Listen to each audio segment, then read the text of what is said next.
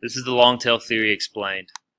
Longtail is a theory that our culture and economy is shifting its focus away from a small number of large hit products and markets at the head of the curve toward a huge number of niches in the tail. Looking at beer, Busch and Miller Lite are hit beers, whereas your tail end or niche beers are more locally crafted.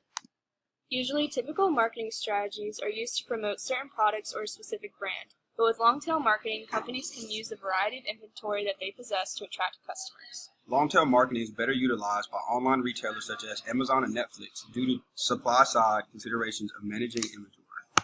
Longer keywords are better. In photo 1, this is a generic search that comes up when you look up workout leggings.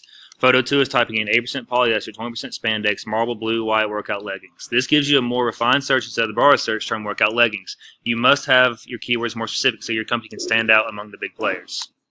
The content curve provides a framework for understanding the continuum of different assets along the fat tail and the long tail, and the different processes involved for each.